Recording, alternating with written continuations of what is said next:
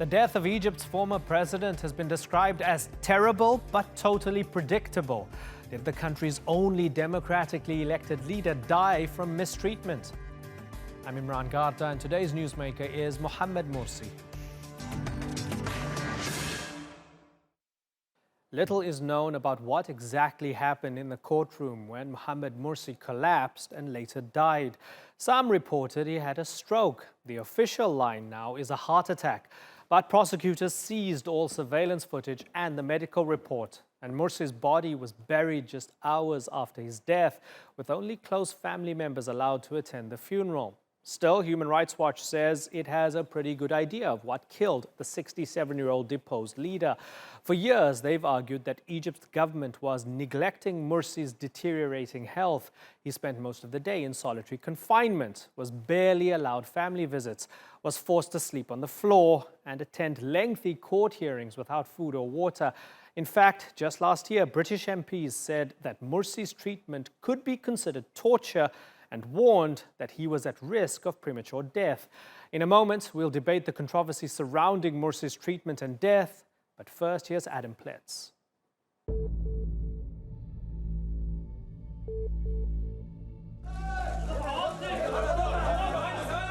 Mohamed Morsi became Egypt's first and only democratically chosen president in June 2012. His margin of victory was slim, but the elections were widely judged to be free and fair. Little could he have imagined that a year later he would be deposed, behind bars, and facing a range of charges that would result in a life sentence. It was the Arab Spring that set the stage for Morsi's rise. Demonstrations first toppled President Hosni Mubarak, then forced the military to relinquish power and eventually led to a presidential election. Morsi had not been the Muslim Brotherhood's first choice, but did end up running as the organization's Freedom and Justice Party candidate, often stressing the party's religious roots. Our ideology is a clear Islamic ideology, a modern Egyptian state, nationalist, democratic, constitutional, in which the people are the source of authority. Having won, he promised supporters and skeptics alike that he would unite the nation. But the former engineering professor, with a PhD from America, would find himself the subject of secular Egyptians' suspicion. Even though he wasn't technically head of the Muslim Brotherhood, many, including the upper ranks of the military, suspected that that's where his allegiances actually lay. Over the course of a year, demonstrations, at times encouraged by the military, grew in force.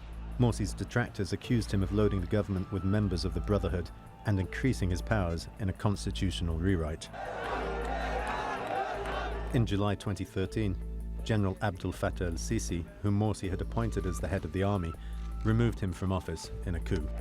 The deposed president's supporters, particularly Brotherhood members, continued to demand his release, leading to a brutal crackdown that left hundreds dead across the country, notably in Cairo's Al-Raba Square. Within the year, another presidential election was held, which, according to the state, Sisi won with 97% of the vote. Egypt had now passed full circle, from the hands of the military, Mubarak having been a military man, to those of Morsi and the Brotherhood, then once again, back to the military.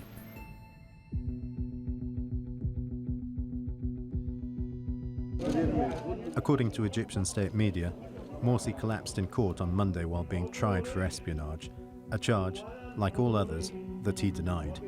He was taken to hospital. Authorities said he died of a heart attack. Sarah Whitson, Human Rights Watch's executive director for the Middle East and North Africa, tweeted the following. This is terrible but entirely predictable, given government failure to allow him adequate medical care and much less family visits. The Egyptian government's announcement of Morsi's death fell just short of 7 years after his appointment as president, 6 of which he spent in prison. During that time, the Muslim Brotherhood has itself shared a similar fate to that of Morsi. Outlawed, most of its leaders are either imprisoned or in exile. And now the organization, too, faces a fight for its survival. Adam Pletz, The Newsmakers. Let's go to our guest now. In London is Kamal Halbawi, a former spokesman for the Muslim Brotherhood. Mustafa Ragab is the founder of the UK Egyptian Association. And in New York, Amr Magdi is a researcher at Human Rights Watch. And here with me in the studio, Jasmine Al-Gamal is a former Middle East policy advisor for the U.S. Defense Department. Good to have you all on the program. I want to start with Human Rights Watch and Amr Magdi. Might it be that this is merely a 67-year-old man with a long history of health issues such as diabetes, liver failure, kidney failure, who had a heart attack and died? Or is the state somehow culpable for him reaching this point?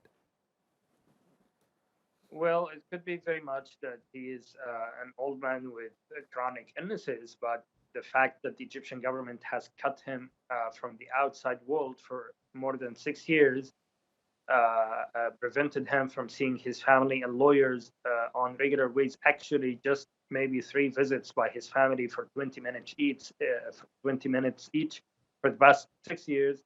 And they were also attended by members of security forces who actually took notes of the conversation between Morsi and his family, not allowing him any privacy, not allowing him any confidential, independent way of raising his concerns.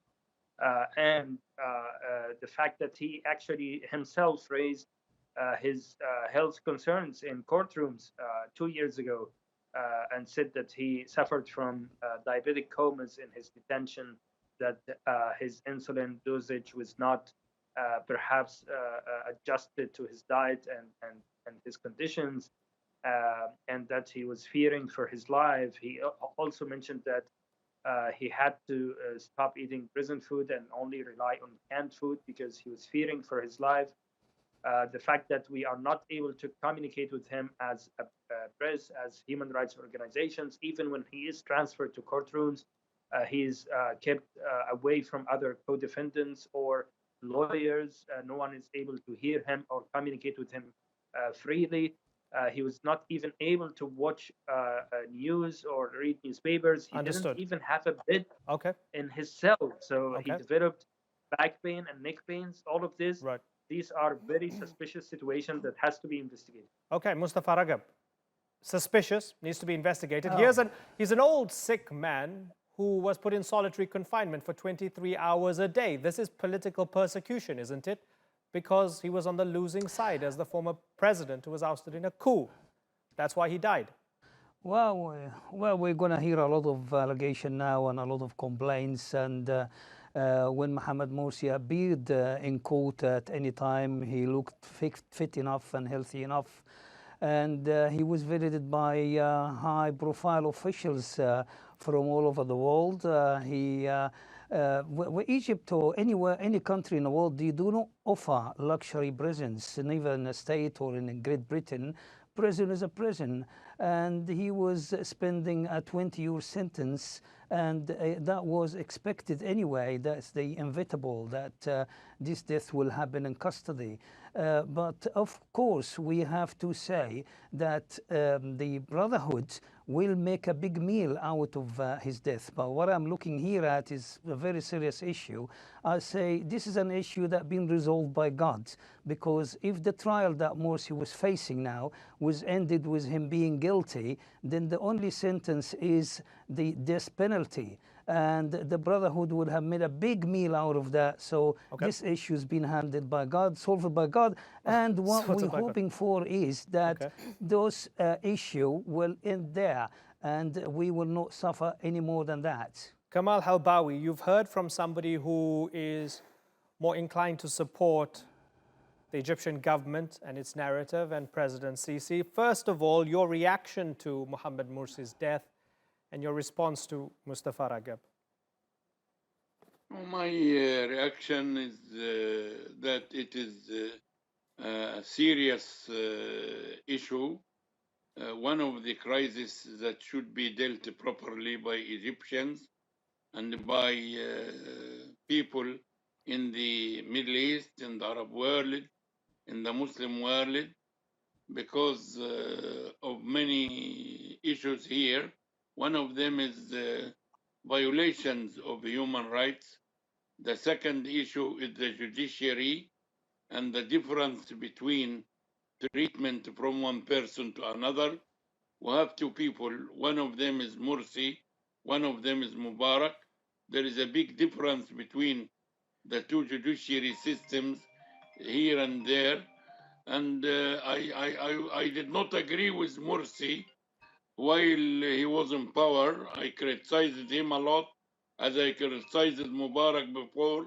And now I am criticizing Sisi as well for bad government.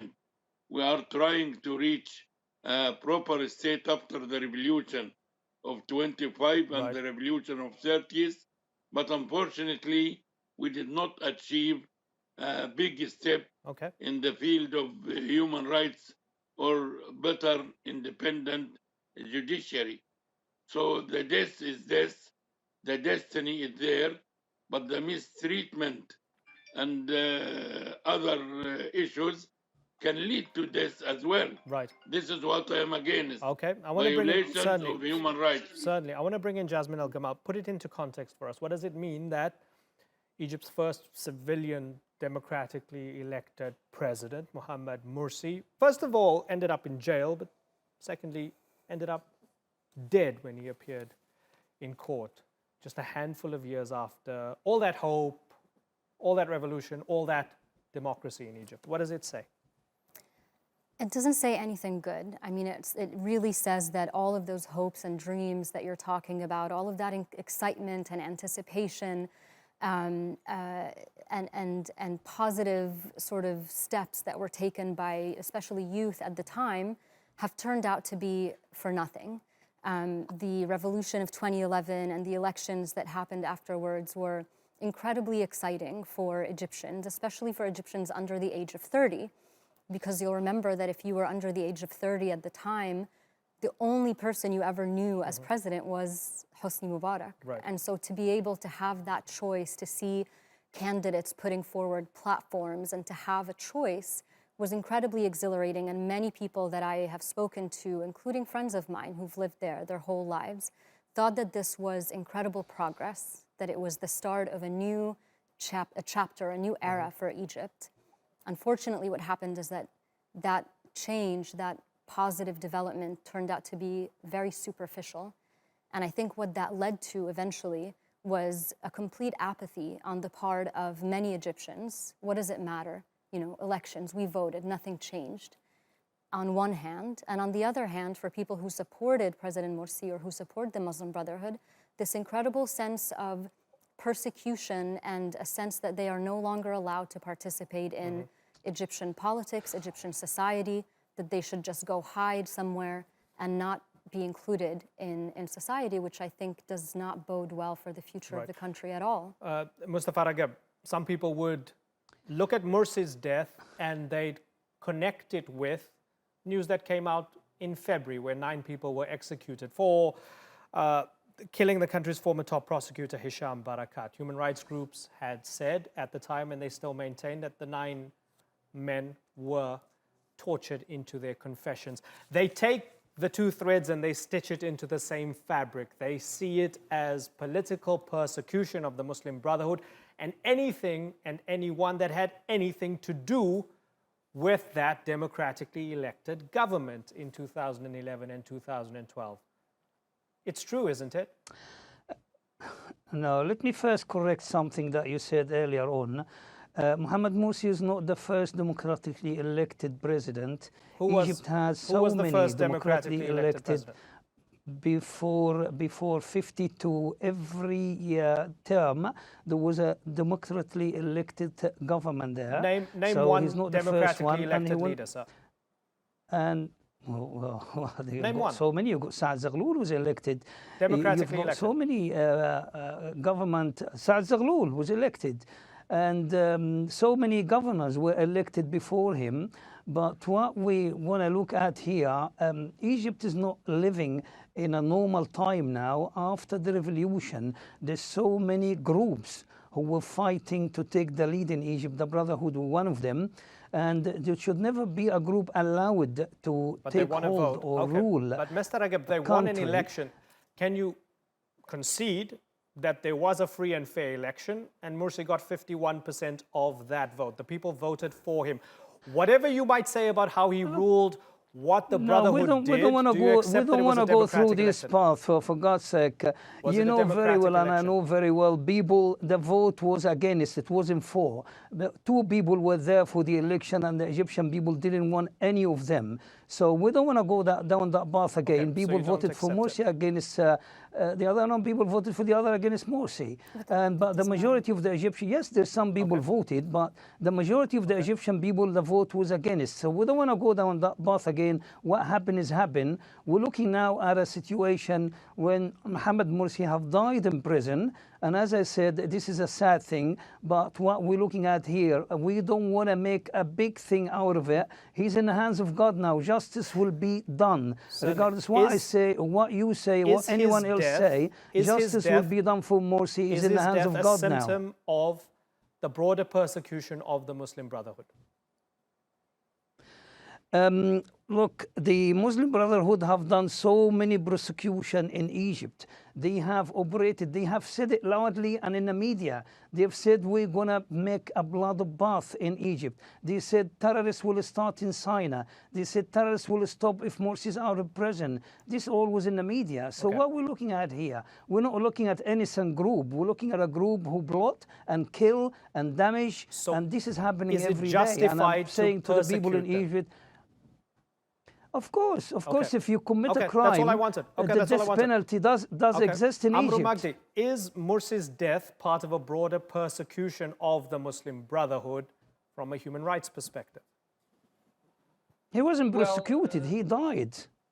The question whether his death is linked to the harsh treatment he faced for 6 years should be a matter of an independent investigation that the Egyptian authorities are not capable of, precisely because they were the perpetrators of such conditions.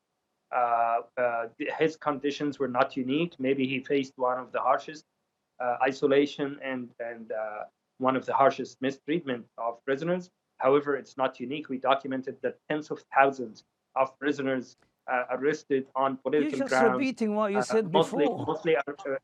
Mostly arbitrarily arrested and mostly kept without the basic rights according to the UN basic rights for prisoners, Nelson Mandela rules.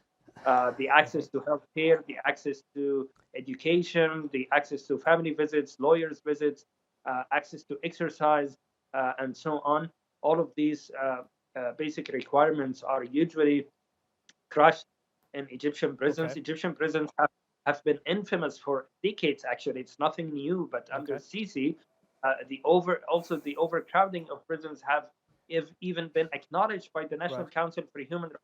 Deaths in custody are on the rise all the time because of these conditions. Okay, I want to bring in Kamal Halbawi because, Kamal, you know how the organization works. You were within the organization. The Brotherhood is clearly not happy with the death of Mohamed Morsi. And as we've mentioned, they see it as part of a broader persecution of the group, right?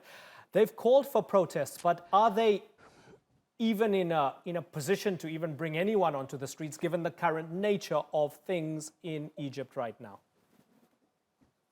It's a big mistake to consider that the death of Morsi is a problem or a cause to a movement for the Muslim Brotherhood only.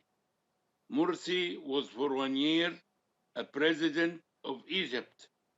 And we have another president of Egypt, Mubarak, who is still outside now, although his corruption and the many things he has done wrong during 30 years.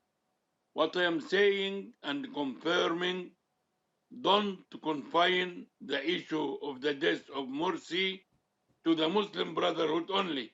This is a big issue. Let us discuss it later if possible.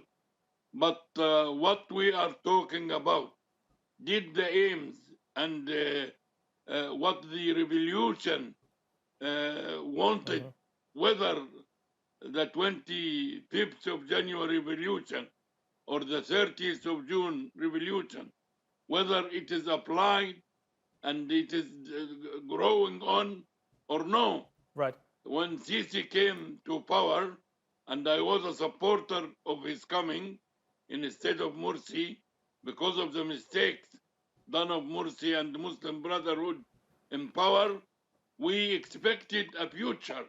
We expected a democratic state.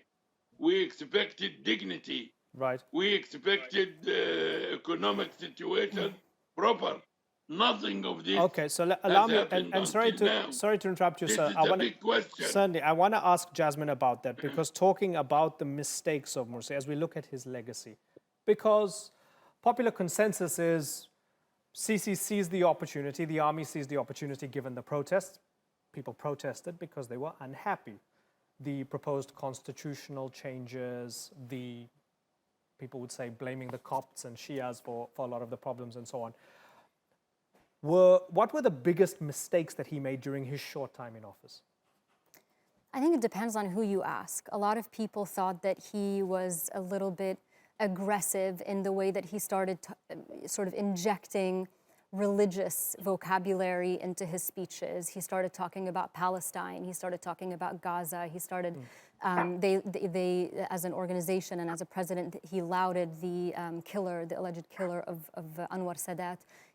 They started talking about women and the way women should dress and the role of women in the society. And that made a lot of Egyptians uncomfortable, because as religious as Egyptians might be as individuals, as a society, generally speaking, they have never been comfortable with the idea of that religiosity seeping into governance.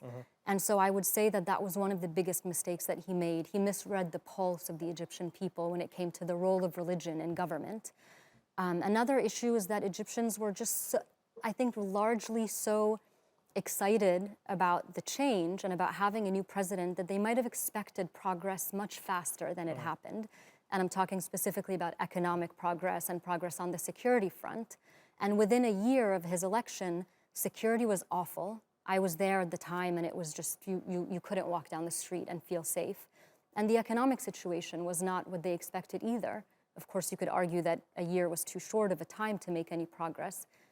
But there was a lot of fear that the country was going the wrong way from a religious perspective. There was also a lot of frustration that things weren't getting better as quickly as people wanted them to. I want to also mention one point to one of your guests who keeps saying that this issue was solved by God and it doesn't matter who won the election. It is absurd and dangerous to minimize the fact that Mohamed Morsi was a democratically elected president. This is not about whether you're pro-Muslim Brotherhood or anti-Muslim Brotherhood. This is about a person who was democratically elected for whatever reason, whether it was for or against. He was elected as president, and he deserved specific rights and dignities as a current or former president of Egypt. And a 67-year-old man who was jailed in solitary confinement, not allowed access to basic medical services, not allowed family visits, and not allowed any of the comforts of minimal comforts of a humane, prison situation. That is not someone who died because of an act of God. So we can go into debates about the Muslim Brotherhood itself and whether or not they are good or bad. That's a different program. But to minimize the fact that this was a democratically elected president who was inhumanely treated, and as a way to send a signal to a larger organization or its supporters, that is the issue we need to talk about, and you cannot minimize that. We're going to have a round two here, because I wanted to talk about some of the broader geopolitical implications. President Erdogan said some strong things. Can I just add a comment here? Very briefly, because I have to wrap. A quick comment here. Okay, very briefly. Yes, I was one of the first people after the election of Morsi, even though I didn't vote for him or for the other one, who said, let's now put our hands together and build the country. And I was one of the first people who came out after that, and I said, this country is going to go into a civil war. He's dividing the country into two groups. So when we look at mistakes, the biggest mistake ever he's done was offering the president of Palestine a piece of Sinai in return for the peace treaty in the Middle East. So that was a big disaster. We're looking at a disaster here. Okay. And what's happening now? Are people now not being divided into two groups? Well, they are still divided, but not as bad as they used to be. Well, I think a lot of people would beg to differ. The country was going into a civil war. At least now we have the majority are for, not against. This is what I'm looking at. Okay. It doesn't matter. Okay, There's listen. no room for debate, and that is not a healthy path forward for any society. There is room for debate on this show. Unfortunately, I'm out of time for this segment today. We're going to have a round two. I had so much more up my sleeve as well to discuss the broader geopolitical implications. We're going to have to save that for another time. But it's an extraordinary day for the region. Mohamed Morsi, born on the 20th of August, 1951, dead at 67. I thank you all for joining us here on The Newsmakers.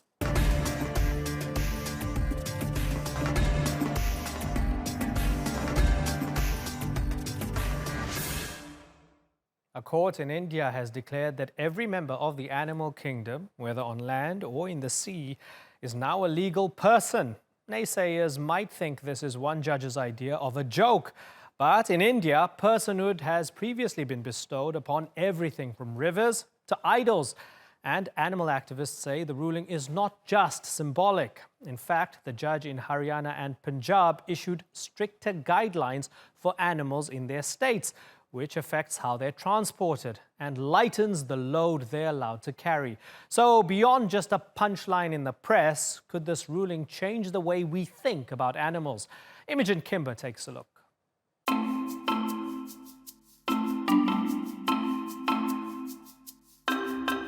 They might be animals, but in India, they now have human rights, thanks to decisions by a judge in a state high court. All the animals have honor and dignity. Every species has an inherent right to live and is required to be protected by law. In order to protect and promote greater welfare of animals, including avian and aquatic, animals are required to be conferred with the status of legal entity or person. Some think the ruling by the Punjab and Haryana High Court is a big step forward. This decision may not be the solution, but this is surely a beginning. This may not stop killing animals altogether, but will surely reduce cruelty towards animals. Well done, judiciary. But others think the judge has lost his mind and ask whether the focus should be on improving the rights of people before those of animals. Now, the animals have better legal rights than humans, as the Punjab and Haryana High Court declares the entire animal kingdom, including avian and aquatic, as legal entities with all rights and duties. This is not the first time animals have been declared legal entities. Last year, the same judge made a similar ruling in the neighbouring state of Uttarakhand. And the year before that, Sharma declared the river Ganges is equal to a person and a legal entity. But not everyone believed that 2017 ruling carried much legal weight. I don't think this alone means anything for the river unless and until the state machinery, the government machinery, the governance structures act on things that they were anyway mandated to do. They were supposed to clean the Ganga, the main source of water and livelihood that we have for almost 30 to 40% of North India. In that sense, nothing will change. The river Ganges decision was overturned a few months after it was made. The latest ruling on animals could see a different outcome because it includes an extensive list of specifications about how animals should be treated.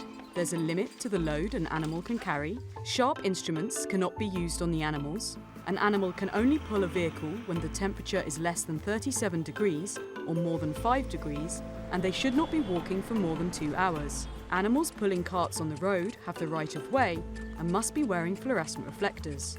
Animals should have access to shelter and not be kept starving. So, if enforced, this ruling should mean humane treatment for animals. But does this really give them human rights? Imogen Kimber, The Newsmakers. Let's go to our guests now. In New Delhi, we have Nikunj Sharma. He's India's Associate Director of Policy for the animal rights group PETA. And Ajay Veer Jakar is Chairman of the Punjab State Farmers Commission and joins us from Chandigarh. Good to have you both on the program. Ajay, let me start with you. Is there any special nastiness that's taking place when it comes to the treatment of animals to prompt this kind of court ruling? Is there something specific that's happening in India right now? Yes, I think there are many instances of animals not being kept and looked after as they should be looked after. yes, definitely there are instances that you get to read about and see from time to time. So do you accept Justice Rajiv Sharma's approach to this then? Well, I think it's good to have a law which tells you that you have to look after animals and they have their rights. And yes, definitely there's scope for increasing awareness amongst people on how animals should be looked after. Right. Nikunj Sharma, without getting into a big discussion about semantics, the fact that the ruling says that animals should have human rights, isn't that going to alienate some people and make them feel this ruling is a bit strange? We welcome this ruling because it gives legal right. It makes animals as of all members of animal kingdom as legal entities, and we appreciate it. And it's a wonderful step, I would say, to start with. This particular judgment also places a moral responsibility on the citizens as well by making them the parents in place for these animals of that particular state. This is, I would say, a judgment which has mostly reiterated the already existing laws of the country. If you read the judgment also talks about some of the major landmark judgments in animal welfare in India. A judgment like A. Nags Raja versus Union of India, which banned the use of bulls for events like Jallikattu, bull races and bullfights. So basically the judgment talks about that there are already laws existing, there are laws that govern, there are laws which mandate that the responsibility of a state as well as citizens of the country. I mean, the Indian Constitution very clearly in Article 51 AG places the responsibility upon the citizens of India to be compassionate to animals. So it's enshrined in our Constitution. Compassion to animals is in the roots of India. We are a compassionate country. We are the ones who have led the way for the world to follow ahimsa. So I think it's a wonderful judgment to start with. Right. And Ajay, so on the one hand, the judgment's quite vague, right? There's a lot of grand statements in there. And on the other hand, there's some very specific things within the judgment. For example, it says no more than 9 hours of work in a day for the animals will be permitted. And after every 5 hours, the animals must be rested. Now, of course, there's a clear difference between the biology of humans and animals, and then within animals, it depends on, based on from animal to animal, right? When it comes to a horse, for example, Ajay, how does the horse know that getting a 9 to 5 with a lunch break is better for it than a 6 to 6 without that break? Is the judgment maybe superimposing something that is a kind of human factory condition onto the animal kingdom? I think it's more important. I don't know how humans will know what is better for the horse. Forget what the horse knows what is better for the horse. And I think personally as a farmer, I would think that it would have been better to talk about animal rights rather than for the court to specify what those quantify hours of working and things like that. I think so that should have been left to the government to do, because the court should be talking about laws and regulations, not defining working hours or conditions. Right. Like how much weight can an animal pull or things like that. Right. So Nikunj, is that a fair? Yeah, Nikunj, is that a fair argument that you superimposing this? This sounds more like a union rep presenting conditions to a boss for Homo sapiens, for human beings, right? 9 hours of work. Who's to say 14 isn't good for a horse and it won't find that intolerable? See, there are two things to it.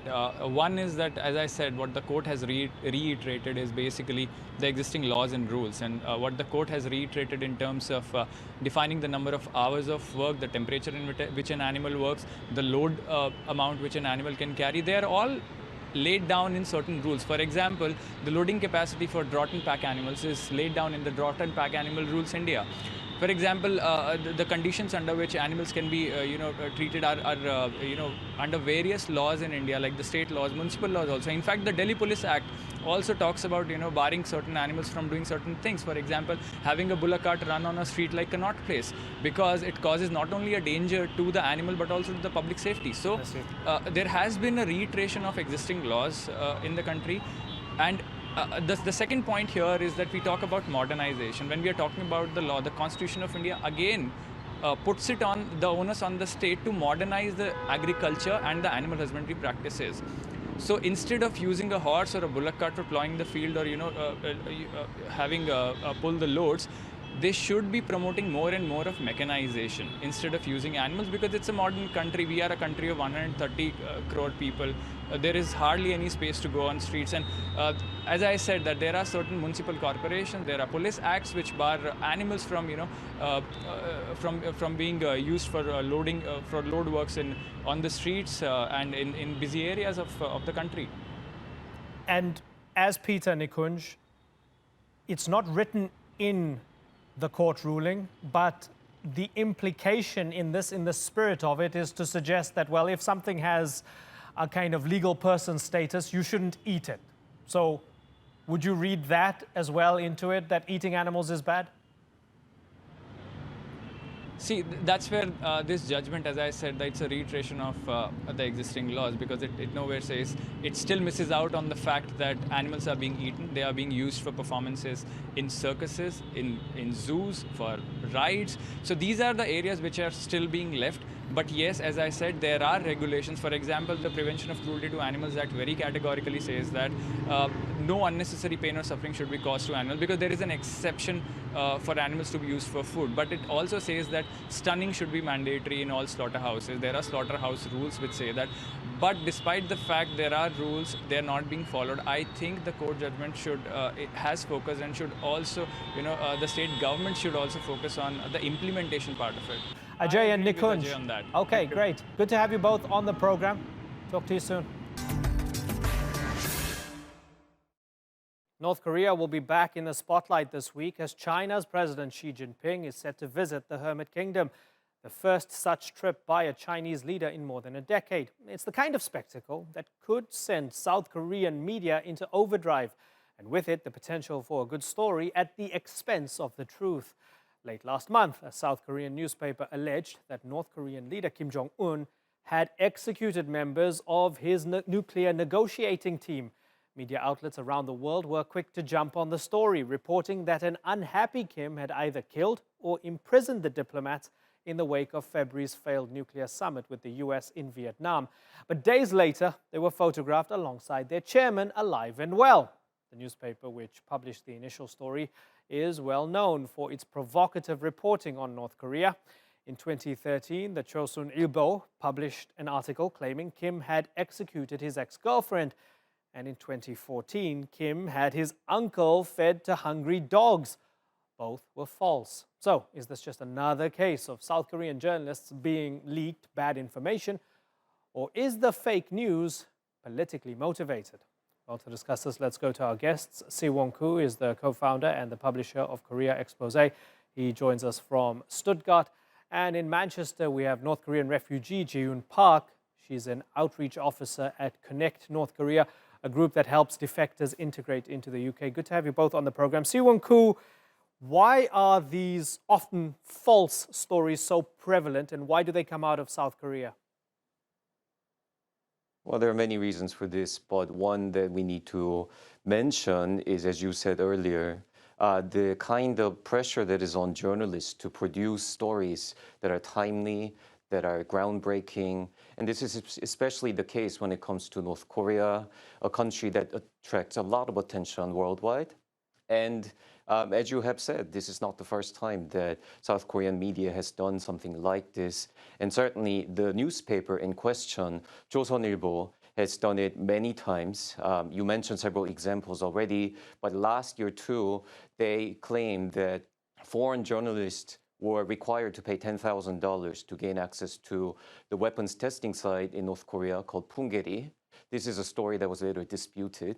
They also made a claim that actually North Korea never even destroyed the Punggye-ri site, which was a completely falsehood.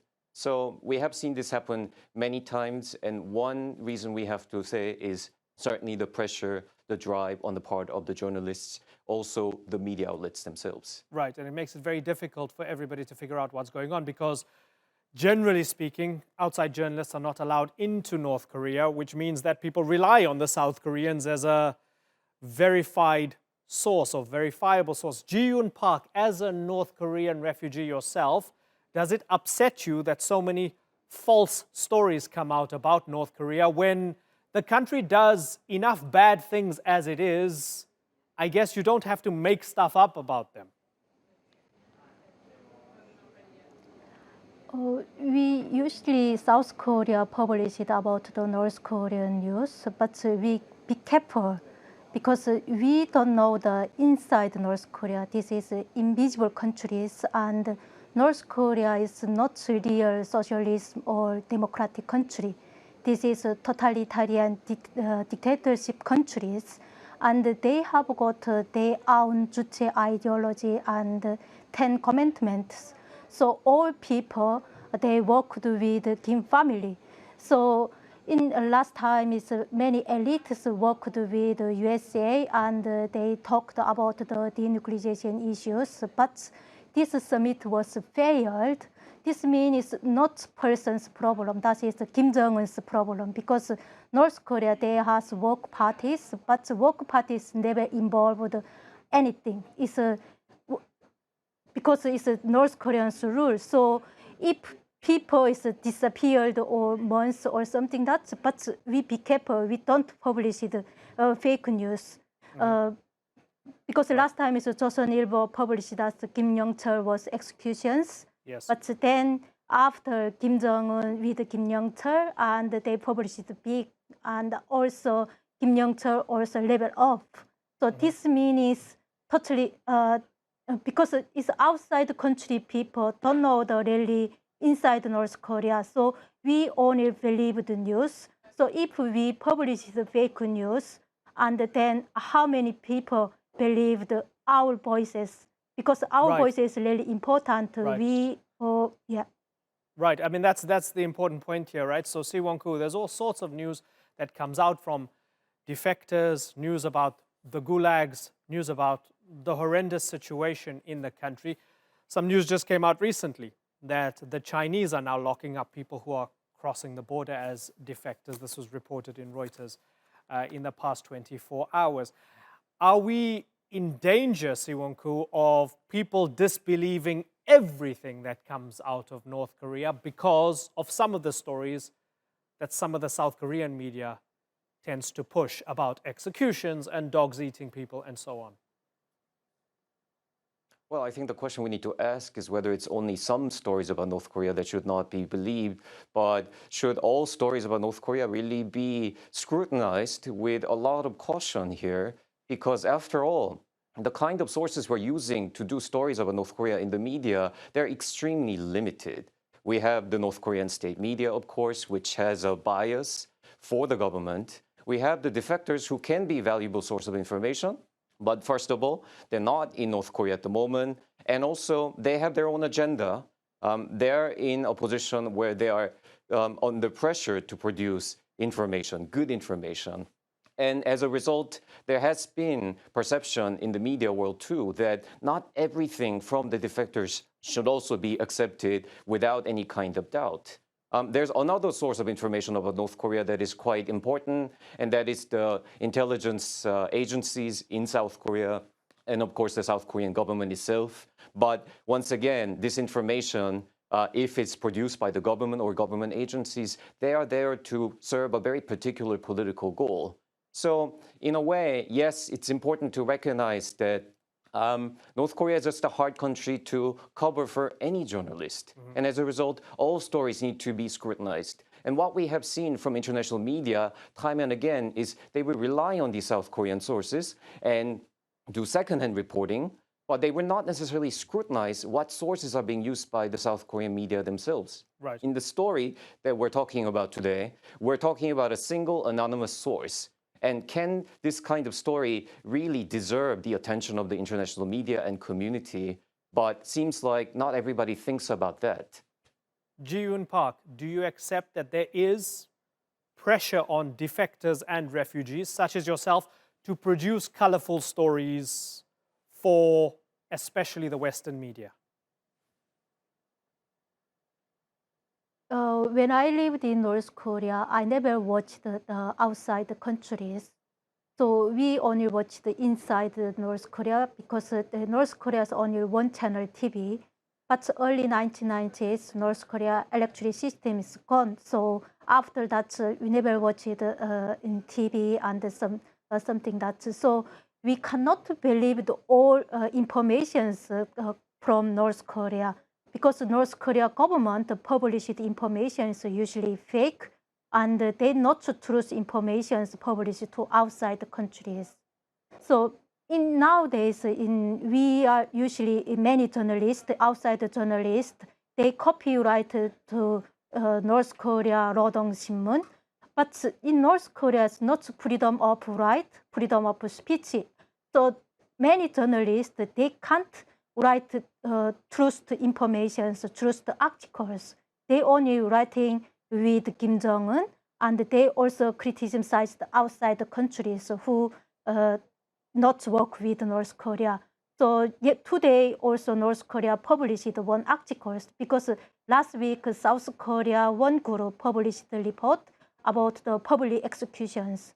So all North Koreans have seen public executions, including me when I lived in North Korea. So this report is truth information, but today's North Korea is criticized. This is South Korean groups and also USA. And they say that North Korea has never happened, kind of these executions, and North Korea human rights is better than outside countries. So it's fake news is if we outside journalists something writing different and fake news, and always North Korea is criticized to us. So that's why information is really important, and we can't believe all is the Rodong Sinmun articles. Mm-hmm. But I guess at the heart of my question is, yes, we know this is a totalitarian dictatorship. Propaganda is what they do. It's 1984 inside North Korea for the citizens, right? They only give you what the state wants you to hear. But I want to ask you in the most respectful way possible, as somebody who is outside of North Korea now, especially living in the UK, are you under pressure to produce stories about North Korea? Are people pushing you and asking you for maybe more information than you have? It's first in the UK, we have got the North Korea embassy in here. So in the UK, it's now 670 North Korean refugees living around the UK. So last few years, usually North Korean embassy, they take our details and send it to North Korea. So family members who live in North Korea, they punish it and imprisoned. So that is still they controlled to North Koreans. And also nowadays, when I arrived in the UK 2008, so first time I came to the UK, many original people, they didn't know that North Korea, because they only knew that's South Korea. Mm-hmm. But nowadays, many people, they know that's North and the South, and they understand the North is a really bad guy, and the South Korea is a beautiful country. They already know that, but still the people don't know the exactly informations and the North Korean systems. Okay. Many people don't know. Okay, and it's interesting that you mentioned that you still don't believe that you are fully free of the reach of Kim Jong-un's system, even while you're living in the UK. Si-Woong-koo, maybe all the demonization and all the infantilizing in some of the media in the West and some of the South Korean West is because North Korea doesn't make it easier for itself. It's because it's such a terrible system. How much responsibility must North Korea take for its own image in the outside world? Well, you have said several times already that North Korea is a totalitarian dictatorship, and I don't think anybody will dispute that characterization. That said, is it the responsibility of any actor, whether individual or state, to try and defend itself, its image, or to try and project a particular image that is actually true? Or is it really the job of the media to do the best that it can to paint a picture that is truthful? You yes, believe you're that right. the media North Korea is another... Sorry to interrupt you. You believe that the media is not doing the best that it can, just across the board? Oh, absolutely, without question. You know, We talked earlier about the question of whether refugees are compelled to produce particular stories or information about North Korea. And I can tell you that a few years ago, I was on a TV discussion panel with two other people, one of whom was a North Korean defector who had actually not been in North Korea for some 10 years. And one of the questions he received was, what do you think is going through the mind of Kim Jong-un right now? And it was such an interesting moment for me to hear that someone could actually think that coming from North Korea gives this person the knowledge and qualification to talk about the mental state of its leader, right? And this is what passes for mainstream media coverage of North Korea these days. Instead of accepting that there are limited sources, that they cannot actually do a credible job, they will take any kind of information they can get, including the stories about dogs eating Kim Jong-un's uncle or execution squad, the diplomatic negotiation team disappearing. This is what the consumers or the news readers are getting as a result. And I think we have to accept that this is a very tragic situation. Siwon Koo and Ji-yoon Park, it's been really good talking to both of you. Thanks so much for joining us. That's all for this edition of The Newsmakers with me, Imran Garda. Check out more of our stories on YouTube, Facebook and Twitter. Remember to like, follow and subscribe. Next time, Hong Kong's leader says sorry for the controversial extradition bill that brought millions out in protest. But will Carrie Lam's apology be enough? Until then, thanks for watching. Bye-bye.